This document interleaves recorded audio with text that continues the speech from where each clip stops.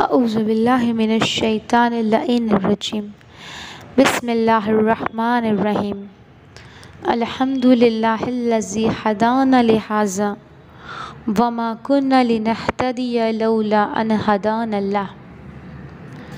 عزیزان محترم، کچھ لوگ اپنی زندگی میں اتنے سرکش ہو جاتے ہیں، اتنے سرکش ہو جاتے ہیں کہ وہ لوگ اہل بیت کے فرمان پر عمل نہیں کرتے، یا وہ لوگ اہل بیت کی حدیثوں کو جھٹلاتے ہیں۔ عزو ملتا ہے کہ چوتھے امام زین العابدین علیہ السلام جب مدینے میں تھے اور مدینے میں اپنے صحابیوں کے درمیان میں چوتھے امام بیٹھے ہوئے تھے، کچھ لوگ آئے۔ عزو یہ جو مومن اور منافق کا چکر ہے نا، یہ آج کا نہیں ہے، یہ محبت علی اور بغض علی کا چکر رسول خدا کے زمانے سے تھا۔ تو چوتھے امام کے گھر میں کچھ منافقین بھی آئے۔ اب مولا تو جانتے تھے کہ یہ منافق ہے، یہ مومن ہے، مولا تو نسلوں کا ایمان جانتے ہیں، شکل دے کے بتا دے کہ تمہارے نسل میں کتنے مومن ہیں۔ مولا جانتے تھے کہ منافقین بیٹھے ہوئے ہیں۔ اب ان منافقین میں سے ایک زمرہ بن ضرر بھی تھا، اور وہ کہتا ہے جب سوالات ہونے لگے چوتھے امام سے، کچھ لوگ سوال کرنے لگے، تو ایک مرتبہ وہ کہتا ہے کہ فرزند رسول کوئی حدیث رسول سنا دیجئے۔ اب چوتھے امام جانتے ہیں کہ میں سناؤں گا تو یہ کہے گا میری، یعنی رسول کی حدیث کا مذاق اڑائے گا، اور اگر میں نہ سناؤں تو یہ کہیں گا کہ بخل کر رہے ہیں، اپنے جد کے کلام نہیں پیش کر رہے، اور اگر میں سناؤں گا تو حدیث رسول کا مذاق اڑائیں گے، کیونکہ دنیا میں غرق تھے نا، دنیا میں محض تھے، غفلت میں پڑے ہوئے تھے۔ اب عزیزان محترم، چوتھے امام کے لیے مشکل تھی کہ کیا کروں۔ اب امام نے بیان کیا کہ میرے جد رسول اللہ فرماتے ہیں کہ جب انسان مر جاتا ہے تو اس کی روح اس کے جسم کے اوپر ہوتی ہے، ہمیں نظر نہیں آ رہا ہوتا، غسل و کفن دے رہے ہو، جنازے کو تابوت میں لٹا رہے ہو، مگر روح اس جسم کے اوپر ہوتی ہے، اور وہ روح چیخ چیخ کر کہہ رہی ہوتی ہے کہ میں دنیا کی غفلت میں آ گیا، تم دنیا کی غفلت میں نہیں آنا، جتنا مال میں نے جمع کیا حلال اور حرام کا خیال نہیں رکھا، آج حساب میں دوں گا، اور دوسرے لوگ اس پیسے سے فائدہ اٹھائیں گے، تم اس دنیا کی دھوکے میں نہ آنا، مجھے دنیا نے تو دھوکہ دے دیا۔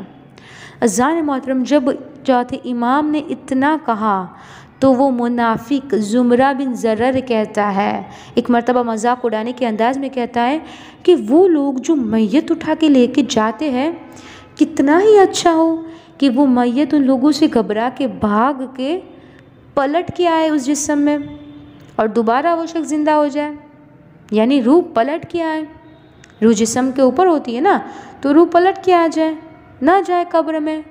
اب عزیزان محترم، جیسے اس نے یہ رسول کی حدیث کا مذاق اڑایا، مولا کچھ نہیں بولے، مولا خاموش رہے۔ اگر ہم ہوتے تو جلال آ جاتا، غصہ آ جاتا کہ یہ کیا بدتمیزی ہے رسول کی حدیث کے ساتھ، مگر یاد رکھیے ہم آل محمد کے ماننے والے ہیں، صبر کرنا ہمارا کام ہے۔ مولا خاموش ہو گئے، کچھ نہیں بولے۔ کچھ دنوں کے بعد عزیزان محترم، ملتا ہے کہ کچھ دنوں کے بعد مولا کا صحابی ابو حمزہ شمالی مولا کے پاس آیا، اور اس کو پتہ چلا کہ زمرہ بن ضرر کا انتقال ہو گیا ہے۔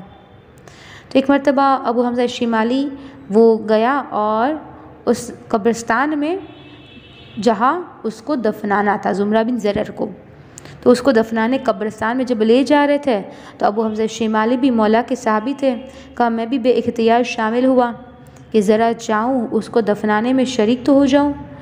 کہا میں قبرستان میں گیا، جب میت کا قبر میں لٹایا جانے لگا تو میں نے کہا کہ میں اس کو قبر میں لٹاؤں گا، اور میں ایسا کہہ کے قبر میں اتر گیا، کہا میں لٹاؤں گا، میں ہمت کرتا ہوں۔ اب جب اس کو لٹایا تو ایک مرتبہ ابو حمزہ شمالی کہتے ہیں کہ واللہ خدا کی قسم میں نے سنا کہ زمرہ کے لب ہلے اور وہ کہہ رہا تھا کہ وائے ہو زمرہ تجھ پر جو تو نے چوتھے امام زین العابدین کی بات کو نہیں مانا۔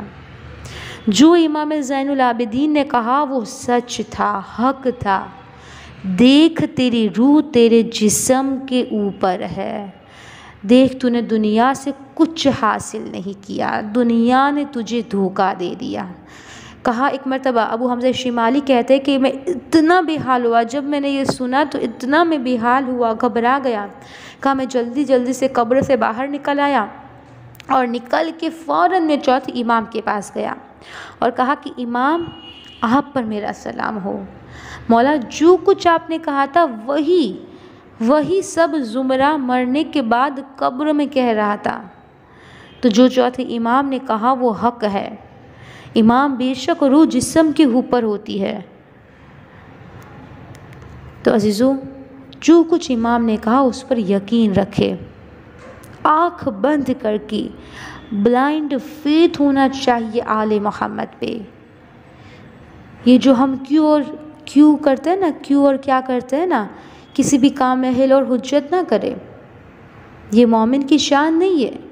میثم تمار، سلمان فارسی ایسے نہیں بن گئے، وہ مولا کے ہر حکم پہ عمل کرتے تھے۔ تو عزیزو ہمیں بھی اہل بیت کے حکم پہ عمل کرنا چاہیے۔ وآخر دعوانا ان الحمد للہ رب العالمین۔